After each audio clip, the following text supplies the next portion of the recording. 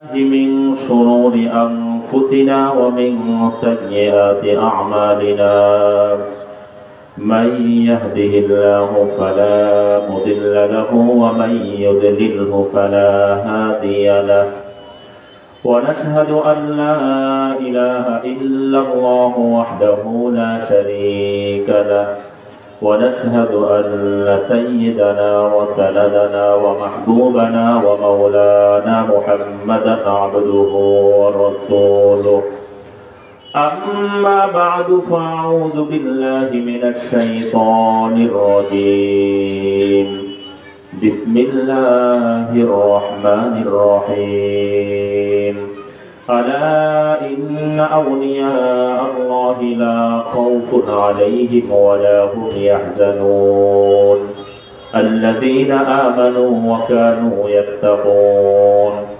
وقال تعالى يوم لا ينفع مال ولا بنون إلا من أتى الله بقلب سليم. وعن نعمان بن بشير رضي الله عنه قال قال رسول الله صلى الله عليه وسلم ألا إن في الجسد لمضغة إذا صلحت صلح الجسد كله وإذا فسدت فسد الجسد كله ألا وهي القلب. وقال عليه الصلاة والسلام المرء مع من أحب أو كما قال عليه الصلاة والسلام. وقال تعالى في شان حبيبه ومحبوبه صلى الله عليه وسلم إن الله وملائكته يصلون على النبي يا أيها الذين آمنوا صلوا عليه وسلموا تسليما. اللهم صل على محمد وعلى آل محمد كما صليت على إبراهيم وعلى آل إبراهيم إنك حميد مجيد. اللهم بارك على محمد وعلى آل محمد كما باركت على إبراهيم وعلى آل إبراهيم إنك حميد مجيد.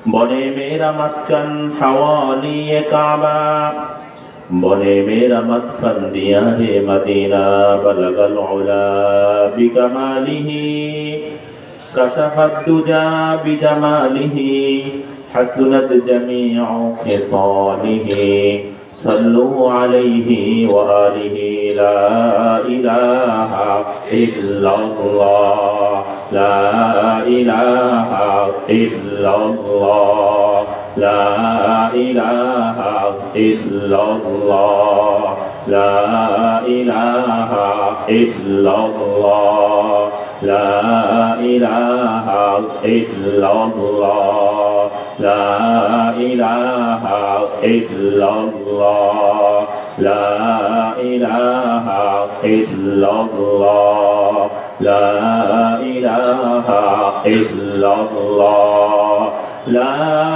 इलाहा इल्लल्लाह मुहम्मदुर रसूलुल्लाह।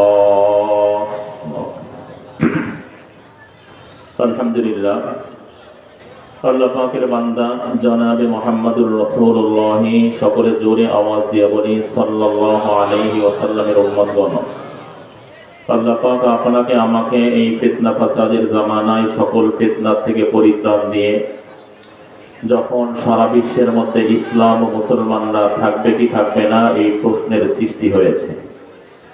तमाम दुनिया থেকে ইসলাম মুসলমানদেরকে মিটিয়ে দেওয়ার গভীর চক্রান্ত ষড়যন্ত্র চলতেছে। নেকের কাজে মানুষ আশ্চর্যই না বরং নেকের কাজকে কোন ভাবে কোন পদ্ধতিতে বন্ধ করে দেওয়া যায় এই ষড়যন্ত্রের মধ্যে লিপ্ত। গুনার কাজে স্বাভাবিক না বরং গুনার কাজকে কিভাবে বৃদ্ধি করা যায় এই পরিকল্পনা গ্রহণ করতেছে। দিন দিন মানুষ নেকের কাজ ছাড়তেছে, গুনার কাজ ধরতেছে।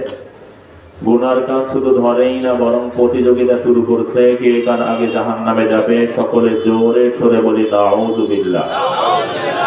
যেই সময় গোটা দুনিয়া আল্লাহর পক্ষ থেকে একের পর এক আযাব ও গজবে নিমজ্জিত হওয়ার পরেও মানুষ আখিরাত সম্পর্কে বেখবর অসচেতন, সেই মুহূর্তে আল্লাহ রাব্বুল আলামিন আপনাকে আমাকে 1443 হিজরির 14ই জুমাদাল উখরা জামিয়া কারিমিয়া মহিলা মাদ্রাসার প্রধান শাখার উদ্যোগে আয়োজিত পঞ্চম বার্ষিক ওয়াজ মাহফিল ও হালকায়ে জিকিরে আলেম ওলামাদের মজলিসে, জাকিরিন শাকিরিনদের মজলিসে, বিশেষ করে আজকের মাহফিলের প্রধান মেহমান, প্রধান আলোচক পীর সাহেব চরমনায় রহমাতুল্লাহ আলাইহির সুযোগ্য খলিফা, জাতীয় ওলামা মাশায়েখ আইম্মা পরিষদের সম্মানিত সভাপতি, বাংলাদেশ কোরআন শিক্ষা বোর্ডের সম্মানিত মহাসচিব আল্লামা নুরুল হুদা ফয়েজি সাহেব হুজুর, পীর সাহেব কারিমপুর হুজুরের মাহফিলে, মাওলানা মামুনুর রশিদ রব্বানী সাহেব হুজুরের মাহফিলে, মাওলানা কারি কাউসার আলম হাবিবি, মাওলানা আফজাল বিন ইনায়েত সাহেব হুজুর, মুফতি আব্দুল্লাহ আল মারুফ সাহেব হুজুর, মাওলানা দ্বীন ইসলাম আল সাইফি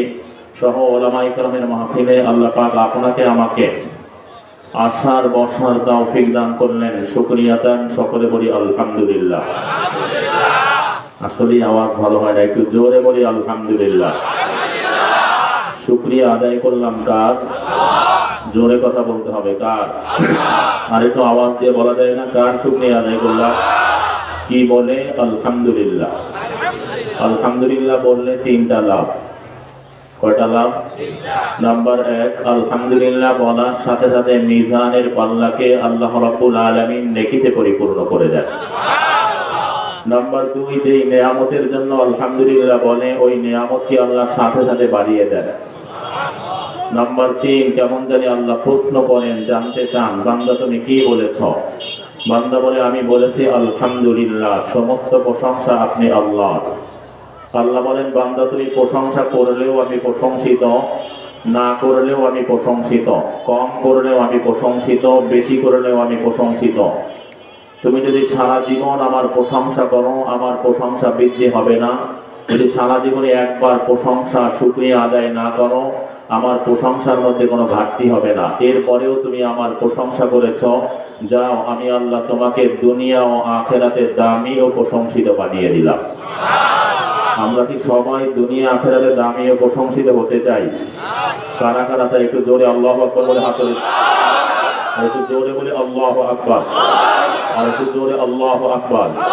আজকের এই মাহফিলে আসতে পেরে আমরা খুশি না বেজার? যারা খুশি হইলাম, খুশির সাথে আবার জোরে সরে বলি আলহামদুলিল্লাহ। একটু ফাঁকা জায়গাগুলো পূরণ করতে হবে, একটু কষ্ট হয় বুঝি, জায়গাটা একটু সমস্যা, কিন্তু অনেক জায়গায় বিভিন্ন জায়গায় প্রোগ্রাম করি, পানি পড়তে থাকে, বৃষ্টির মতো কুয়াশা পড়তে থাকে। এই শীতের মধ্যেও হাজারো লাখো মানুষ বয়ান শোনে, কথা ঠিক না বেঠিক? একটু খালি জায়গা যদি জিজ্ঞেস করি খালি জায়গায় কে বসে, সবাই একটা উত্তর দিবেন, সেই উত্তর আমি শুনতে চাই না, খালি জায়গাটা একটু পূরণ করতে চাই। একটু একটু মেহেরবানি করে সবাই, আর যারা দাঁড়িয়ে আছি ওলামা ইকরামের সম্মানে একটু আমরা সামনে জায়গাটা পূরণ করি, যারা দাঁড়িয়ে আছি তারাও বসে যায়। অনেক বড় আল্লাহর ওলি বুজুর্গ আসছেন, আমাদের যেন আদব ও রক্ষা হয়, যেন বেয়াদবি না হয়ে যায়, যেন সবাই বসে পড়ি। একটু আহ্বান করবো, সবাই সবাই বসে যায় ইনশাআল্লাহ। সংক্ষিপ্ত সময় আলোচনা হবে, এরপরে আমাদের প্রধান মেহমান আল্লামা নুরুল হুদা ফয়েজি সাহেব হুজুর আলোচনা করবেন। আখিরি মোনাজাত দিয়ে যদি বিদায় নিতে পারি, আল্লাহ যদি কবুল করে, প্রত্যেকের আমল নামায় 50 লক্ষ নেকি জমা হয়ে যাবে। আল্লাহ কবুল করলে 50 লক্ষ কেন, 50 কোটি নেকিও আল্লাহ দিয়ে দিতে পারেন, কথা ঠিক না বেঠিক? সেজন্য আমরা সবাই রাজি আছি তো ইনশাআল্লাহ? আখিরি মোনাজাত দিয়ে বিদায় নিব। কাছাকাছি যারা আছি, এই আমাদের কোনো যোগ্যতা নাই, কিন্তু একটা যোগ্যতা আছে যে আমরা মেহমান, কথা বলেন। আর ভদ্র মানুষ মেহমানকে সম্মান করে। হুজুর আসলেন মেহমান, মুসাফির, মুসাফিরের দোয়া আল্লাহ কবুল করেন, কথা ঠিক না বেঠিক? তো আল্লাহর ওই দোয়া করবেন, এই দোয়া থেকে যেন আমরা কেউ মাহরুম না থাকি। এই জন্য সকলকে আহ্বান করবো, কাছাকাছি যারা আছি আমরা সামনের দিকে আগায় বসি আর খালি জায়গা পূরণ করি। এই এখনো পিছনে কিছু ভাইরা আছেন যা দৃষ্টিকটু এবং আদবের খেলাফ, একটু সামনে আগায় আসে। জীবনে অনেক মাহফিল শুনেছি, হায়াত বাকি থাকলে আরো শুনবো, কথা ঠিক না বেঠিক? অনেক কাজই করি, হায়াত বাকি থাকলে আরো করতে পারবো। বয়ান তো শুনলাম, কিন্তু এখান থেকে কি অর্জন করলাম? এই যেই উদ্দেশ্যে কাজ করি, এই উদ্দেশ্যটাকে নিয়াত বলা হয়। কি বলা হয়? সবাই বলেন কি বলা হয়? হাদিসের সকল কিতাবের শুরুর হাদিস হলো ইন্নামাল আমালু বিন্নিয়াত, সমস্ত কাজ নিয়তের উপর নির্ভরশীল। নিয়াত ভালো তো কাজ ভালো। কথা বলেন? বাহ্যিকভাবে কাজ অনেক ভালো, কিন্তু নিয়াত খারাপ মানে কাজ খারাপ। কথা ঠিক না বেঠিক? তো আজকে মাহফিলে, আল্লাহওয়ালাদের মাহফিলে আসছি, এমন একটা নিয়াত করা চাই, যেই নিয়াতটা যদি পূর্ণ হয়, আল্লাহ পূর্ণ করার তৌফিক দিয়ে দেয়, আর কিছু হোক না হোক আমরা সকলে আল্লাহর হাবিবের সঙ্গে জান্নাতি হতে পারবো। এরকম একটা নিয়াত কি সবাই করতে চাই? কারা কারা আল্লাহর হাবিবের সঙ্গে জান্নাতি হতে চাই? একটু জোরে আল্লাহু আকবার বলি না? আর একটু জোরে বলে আল্লাহু আকবার, আর একটু জোরে আল্লাহু আকবার। আল্লাহ কবুল করুন, সকলে বলি আমিন। সেই নিয়াতটা হলো আমি আল্লাহর ওলি হব। কি হব? কথা বলেন? আমি আল্লাহর ওলি হব। ওলি মানে বন্ধু। বন্ধু বন্ধুকে শাস্তি দেয় না, বরং বন্ধু বিপদে পড়লে জীবন দিয়ে হলেও বন্ধুকে রক্ষা করার চেষ্টা করে। কথা বলেন না? ঠিক আছে? বন্ধু বিপদে পড়লে বন্ধু পেরেশান হয়ে যায়, পাগল হয়ে যায়। দুনিয়ার কোন বন্ধু সব বিপদ থেকে উদ্ধার করার ক্ষমতা রাখে না। দুনিয়ার কোন বন্ধু জাহান্নাম থেকে মুক্তি দেওয়ার ক্ষমতা রাখে না। দুনিয়ার কোন বন্ধু কবরে আযাবকে মাফ করার ক্ষমতা রাখে না। কে রাখেন? জোরে আওয়াজ দিয়ে বলেন না, কে রাখেন? আর একটু জোরে বলেন কে? তাহলে আল্লাহ যদি আমার বন্ধু হয়ে যায়, আমার আর কিছুর প্রয়োজন হবে না। আল্লাহর ওলি যারা হবে, আল্লাহু ওয়ালিয়ুল্লাযীনা আমানু ইখরিজুহুম মিনাজ যুলুমাতি ইলান নূর। আল্লাহ বলে আমি মুমিনদের ওলি, আমার কাজ হলো আমি মুমিনদেরকে অন্ধকার থেকে আলোর দিকে নিয়ে যাই, জাহান্নাম থেকে জান্নাতের দিকে নিয়ে যাই। এটা আমার কাজ। কথা ঠিক না ঠিক? তাহলে আমরা আল্লাহর ওলি হওয়ার কি নিয়াত করতে পারলাম? পারলাম সবাই? আওয়াজ ভালো হচ্ছে না, এই মাইকে একটু আওয়াজ ঠিক করেন। পারলাম সবাই? কারা কারা একটু আল্লাহু আকবার বলি দাও আবার। আল্লাহু আকবারের মধ্যে পাওয়ার আছে না নাই? একটু জোরে বলেন, পাওয়ার আছে না নাই? একটু জোরে আল্লাহু আকবার বলে আওয়াজ দেই, জোরে আল্লাহু আকবার। আল্লাহ কবুল করুন, সকলে বলি আমিন। আল্লাহর হাবিবের প্রিয় সাহাবী আবু উবাইদা ইবনুল জাররাহ রাদিয়াল্লাহু তাআলা তিনি প্রধান সেনাপতি ছিলেন। আল্লাহর হাবিব তার ব্যাপারে বলেন, লিকুল্লি উম্মাতিন আমিনুন ওয়া আমিনু হাদিহিল উম্মাহ আবু উবাইদা ইবনুল জাররাহ। প্রত্যেক উম্মতের একজন আমিন বিশ্বস্ত ব্যক্তি আছে, আর আমার এই উম্মতের বিশ্বস্ত ব্যক্তি হলো আবু উবাইদা ইবনুল জাররাহ রাদিয়াল্লাহু তাআলা আনহু। তিনি রোম সম্রাটের বিরুদ্ধে যুদ্ধ করবেন। মুসলমান সৈন্য, সাধারণ সৈন্য সংখ্যা হলো 20,000। রোম সম্রাটের বাছাইকৃত সৈন্য সংখ্যা হলো 60,000। কয় হাজার? 20,000 সৈন্য, 60,000 সৈন্যের মোকাবেলা করতে হবে। মুসলমানদের তেমন অস্ত্র নাই, কিন্তু বেঈমান 60,000 সৈন্য অস্ত্রশস্ত্রে সুসজ্জিত। আবু উবাইদা ইবনুল জাররাহ রাদিয়াল্লাহু তাআলা 20,000 সৈন্যকে নিয়ে বসলেন, হাজিরা নিলেন। এরপরে একটা ঘোষণা দিলেন, এমন একজন কে আছে ওই 20,000 সৈন্যের মধ্যে যে একাই ওই 60,000 বেঈমান বাতিল সৈন্যের মোকাবেলা করবা। কেউ কোনো কথা বলে না। দ্বিতীয় আবার আওয়াজ দিলেন, এই 20,000 সৈন্যের মধ্যে এমন একজন কে আছো যে একাই ওই 60,000 সৈন্যের মোকাবেলা করবা। কেউ কোনো কথা বলে না। তৃতীয়বার আবার বললেন, এই 20,000 সৈন্যের মধ্যে আমি এমন একজন চাই যে একাই ওই 60,000 সৈন্যের মোকাবেলা করবা। হযরত খালিদ বিন ওলীদ রাদিয়াল্লাহু তাআলা আল্লাহু আকবার বলে লাফ দিয়ে দাঁড়িয়ে গেলেন। জোরে বলি আল্লাহু আকবার। বললেন, হে আবু উবাইদা ইবনুল জাররাহ, ওই 60,000 বেঈমান সৈন্যের মোকাবেলা করার জন্য আমি একাই যথেষ্ট। আপনি আমাকে পাঠান, আমি বিজয় নিয়ে ফিরে আসব। আমি খালিদ বিন ওলীদের একটা পশমের কোনো ক্ষতি করতে পারবে না, বরং বেঈমানদের ধ্বংসস্তূপ হবে। আবু উবাইদা ইবনুল জাররাহ রাদিয়াল্লাহু তাআলা খুশি হওয়ার কথা ছিল, কিন্তু খুশি হলেন না, বরং রেগে গেলেন। খালিদ বিন ওলীদ রাদিয়াল্লাহু তাআলা রাগ করলেন। আবু উবাইদা ইবনুল জাররাহ রাদিয়াল্লাহু তাআলা বললেন, হে খালিদ বিন ওলীদ, এই কথা শোনার জন্য আমাকে 3 বার বলা লাগলো কেন? তুমি শুরুতেই দাঁড়িয়ে গেলে না কেন? খালিদ বিন ওলীদ রাদিয়াল্লাহু তাআলা বলেন, হে আবু উবাইদা ইবনুল জাররাহ, আজকে আপনি প্রধান সেনাপতি। এতদিন আমি প্রধান সেনাপতি ছিলাম, আপনি সাধারণ সৈন্য ছিলেন। আপনি জানেন খালেদের শরীরে এমন কোনো জায়গা নাই যেখানে বেঈমানদের তরবারের আঘাত নাই, যেখানে বেঈমানদের তীর আঘাত করে নাই, কিন্তু খালেদকে স্তব্ধ করতে পারে নাই। খালেদ যেখানেই যায় সেখানেই মুমিনদের বিজয় হয়, বেঈমানদের ধ্বংসস্তূপে পরিণত হয়। আপনি সব কিছু জানার পরে হাজিরা নিলেন কেন? শুরুতেই বললেন না কেন, হে খালেদ, ওই ৬০,০০০ বেঈমান সৈন্যের মোকাবেলা তোমাকে একাই করতে হবে। সুবহানাল্লাহ। উভয়ে শান্ত হলেন। এবার বললেন, হে খালেদ বিন ওয়ালিদ, ওই ৬০,০০০ সৈন্যের মোকাবেলা করার জন্য আমি তোমাকে একা পাঠাবো না, তোমার সঙ্গে আরো বাছাই করে ৫৯ জন সৈন্য আমি দিব। তাহলে মোট সৈন্য কয়জন? জোরে কথা বলেন না, কয়জন? খালেদ বিন ওয়ালিদ রাদিয়াল্লাহু আনহু বললেন, আমার প্রয়োজন নাই, তবে আপনি যদি দেন আমি ওদেরকে ৩টা শর্তে আমার সঙ্গে নিব। যদি শর্ত পূরণ করতে পারে তাহলে আমার সঙ্গী হতে পারবে, অন্যথায় কেউ আমার সঙ্গে যেতে পারবে না। আবু উবাইদা ইবনুল জাররাহ রাদিয়াল্লাহু তাআলা ৫৯ জনকে বাছাই করে খালেদ বিন ওয়ালিদ রাদিয়াল্লাহু তাআলার সাথে দিলেন। তিনি এদেরকে নিয়ে বসলেন, যদি ৩টা শর্ত তোমরা পূরণ করতে পারো তাহলে আমার সঙ্গী হতে পারবা, আর না একজন আমার সঙ্গে যেতে পারবা না। ওই ৬০,০০০ বেঈমান সৈন্যের মোকাবেলা করার জন্য আমি একাই যথেষ্ট। সুবহানাল্লাহ। সবাই এক বাক্যে বলল, শর্ত যত কঠিন হোক না কেন আমরা ৩টা শর্ত পূরণ করব, আপনার সঙ্গে বেঈমানের মোকাবেলা করতে যেতে চাই। আল্লাহু আকবার। খালেদ বিন ওয়ালিদ রাদিয়াল্লাহু তাআলা বললেন, ৩টা শর্ত। ১ নাম্বার শর্ত হলো, শীতের সময়, কনকনে শীত, আমরা গভীর রাত্রে যুদ্ধের জন্য রওনা করব, তখন আমরা সুন্নাত তরিকায় ওযু করে নেব।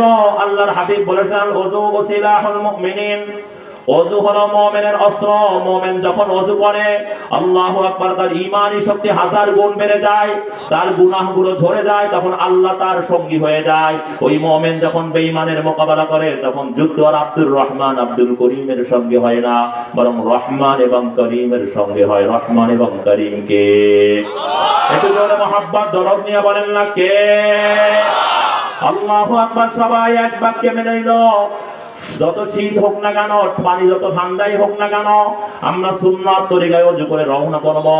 আল্লাহু আকবার। ২ নাম্বার শর্ত হলো, এরপরে আমি আমার ঘোড়াকে বেঈমান বাতিল অভিমুখে বিদ্যুৎ গতিতে চালায় দেব, তোমরা তোমাদের ঘোড়াগুলোকে বাতাসের গতিতে চালায় দিবা। আমার নির্দেশ না হওয়া পর্যন্ত কেউ পিছেও ফিরে যেতে পারবা না, পিছের দিকে তাকাতেও পারবা না। এই শর্তও সবাই মেনে নিল। ৩ নাম্বার শর্ত হলো, আমরা যখন বেঈমানের কাছাকাছি পৌঁছবো, আমাদের আওয়াজ শুনতে পাবে, তখন বিকট খুব জোরে আওয়াজে, কোনো কার্পণ্য করতে পারবে না, শক্তি দিয়ে আল্লাহু আকবার বলে আওয়াজ দিতে হবে। একটু জোরে বলি আল্লাহু আকবার, একটু জোরে বলি আল্লাহু আকবার। এর মধ্যে কেউ কোনো কার্পণ্য করবে না। সবাই এই শর্ত মেনে নিল। খালিদ বিন ওয়ালিদ রাদিয়াল্লাহু তাআলা গভীর রাত্রে সবাইকে উঠায় দিলেন।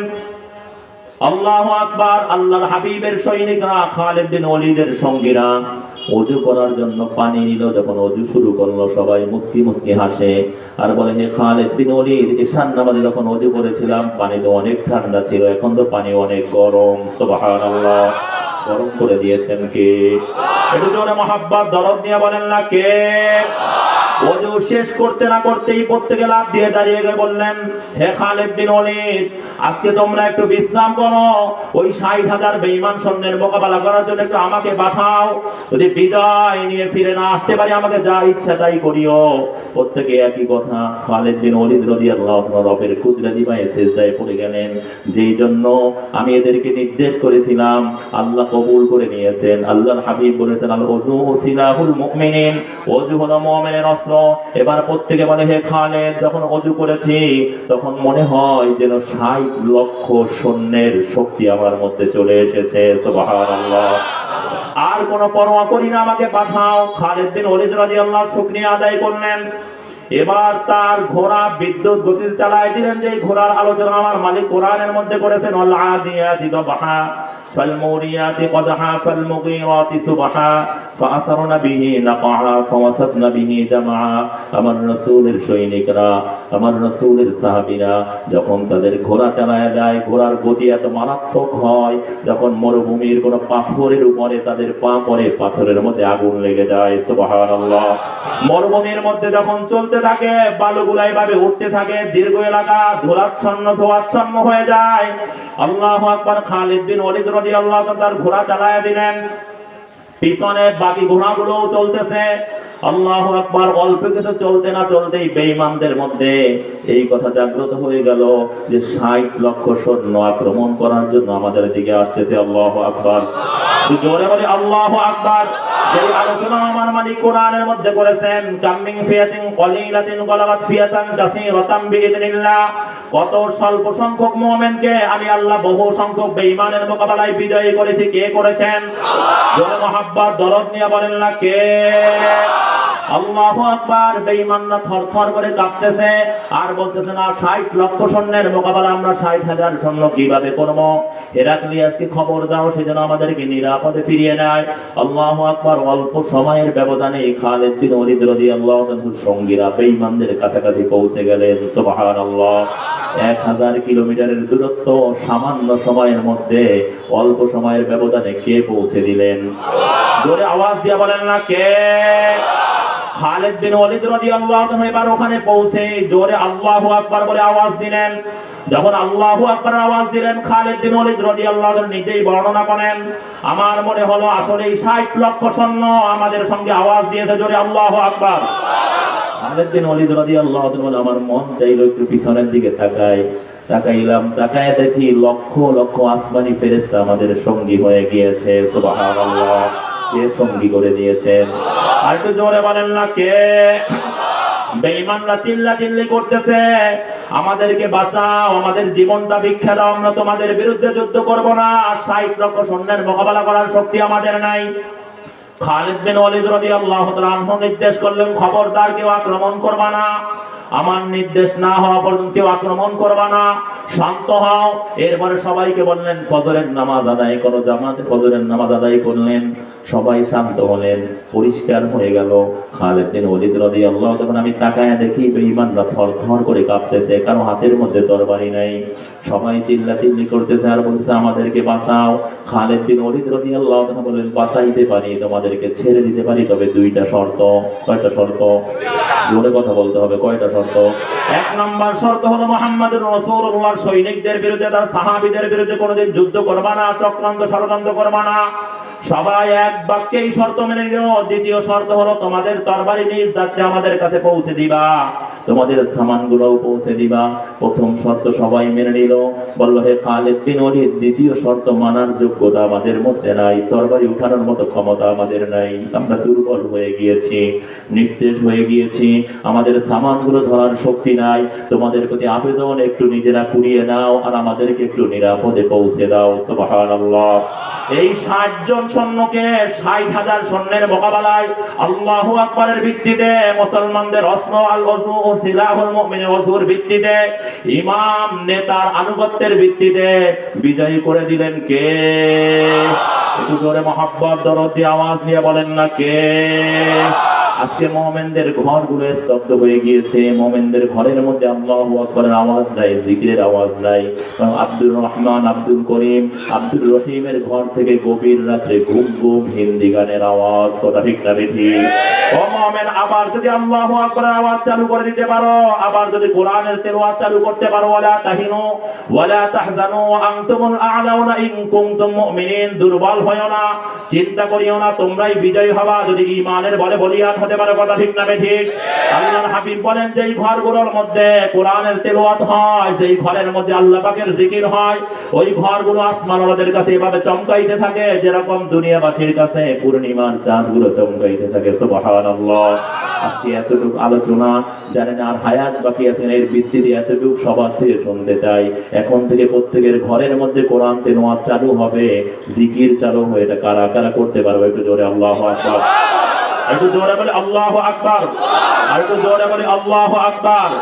আল্লাহু আকবারের পাওয়ার আছে না নাই? একটু জোরে বলে আল্লাহু আকবার। নারায়ে তাকবীর। আল্লাহ কবুল করুন, সকলে বলি আমিন। আমরা একটা নিয়ত করেছিলাম, কি হব? ভুলে গেছে, দেখছেন? কার ওলি হতে চাই? একটু জোরে কথা বলতে হবে, কার ওলি হতে চাই? আমার মালিক বলে, আলা ইন্না আউলিয়া আল্লাহি লা খাউফুন আলাইহিম ওয়া লা হুম ইয়াহজানুন। হে দুনিয়ার মানুষ শোনো, আমার ওলি যারা হবে, আমার বন্ধু যারা হবে, ওদের কোনো ভয় নাই, মৃত্যুর কোনো ভয় নাই, কবরে কোনো ভয় নাই, কিয়ামতের ময়দানে কোনো ভয় নাই। মৃত্যুর যন্ত্রণা তো মারাত্মক, কিন্তু আমার মালিক বলে ওয়ান্নাশিতাতি নাশতা, আমার ওলি দ্বারা হবে, ওদের জান কবজা এভাবে করা হবে। আমি আল্লাহ একদল ফেরেশতাকে এই জন্য নিয়োজিত করেছি, আমার ওলিদের যেই জান্নাত, ওই জান্নাতের নকশা নিয়ে তারা আমার ওলি, আমার নেককার বান্দা বান্দির সামনে হাজির হয়ে যাবে। সুবহানাল্লাহ। আমার ওলি, আমার প্রিয় বান্দা বান্দি, এরা যখন এই জান্নাতকে দেখবে, তাদের রূহটা জান্নাতের দিকে এমন ভাবে দৌড় মারবে যেরকম ছোট্ট বাচ্চা মায়ের দুধ পান করতে করতে ঘুমায়া যায়, মাও টের পায় না, বাচ্চাও টের পায় না। আমার মালিক বলে আমার নেককার, আমার প্রিয় বান্দা বান্দিদের রূহটা জান্নাতকে দেখিয়া জান্নাতের দিকে এমন ভাবে দৌড় মারবে, জান কবজের কষ্ট সে একটু অনুভব করতে পারবে না। সুবহানাল্লাহ। কবরে যখন যাবে, আমার মালিক ডাক দিয়ে বলবে আফরিশুল ফিরাশা মিনাল জান্নাহ ওয়ালবিসু মিনাল জান্নাহ। এ ফেরেশতা, আমার বন্ধু আছে, তাড়াতাড়ি জান্নাতের বিছানা বিছায়া দাও, আমার বন্ধুর গায়ের মধ্যে জান্নাতের পোশাক লাগায়া দাও।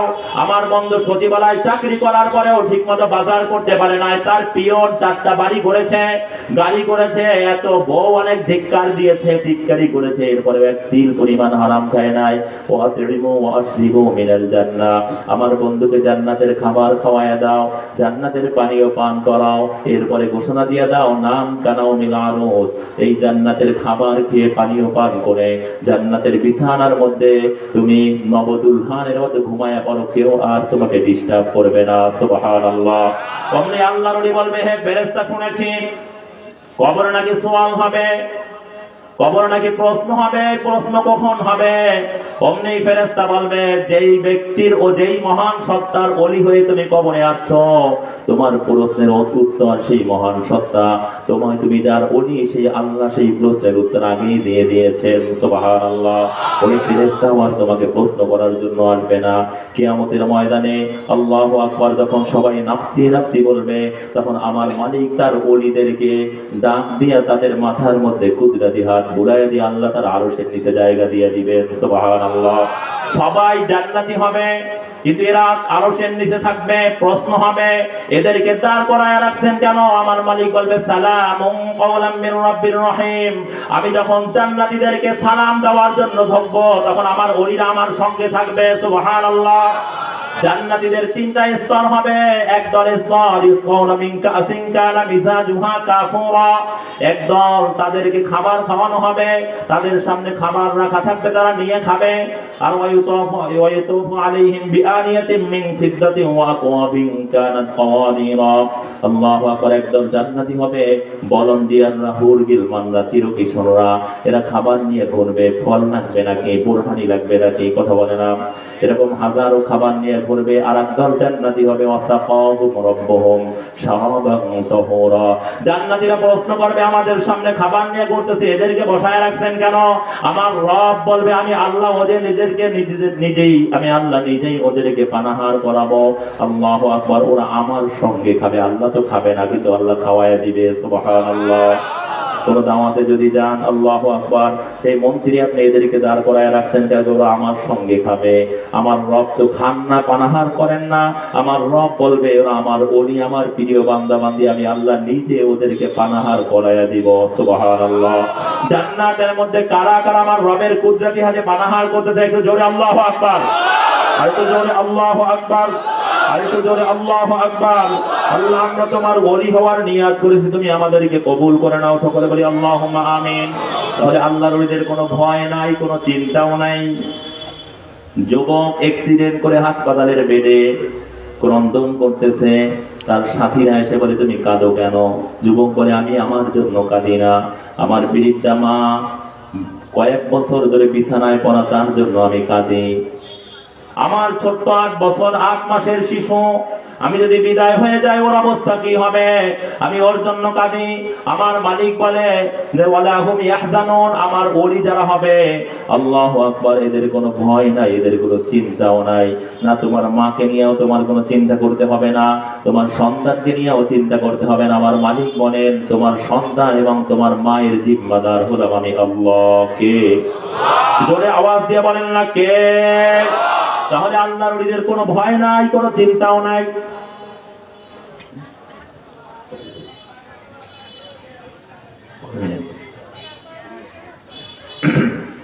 এবার আল্লাহর ওলি হওয়ার জন্য দুইটা শর্ত, আল্লাযীনা আমানু ওয়া কানু ইয়াত্তাকুন। এক নাম্বার শর্ত হলো ঈমান, দুই নাম্বার শর্ত হলো তাকওয়া।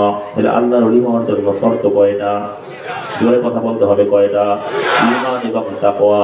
ঈমান এবং তাকওয়ার দৌলত অর্জন করার জন্য দুইটা আমল করতে হবে। কয়টা আমল? এক নাম্বার আমল হলো ইয়া আইয়ুহাল্লাযীনা আমানুত্তাকুল্লাহ ওয়া কুনু মা'আস সাদিকিন। এক নাম্বার আমল হলো নেককারদের সঙ্গী হতে হবে।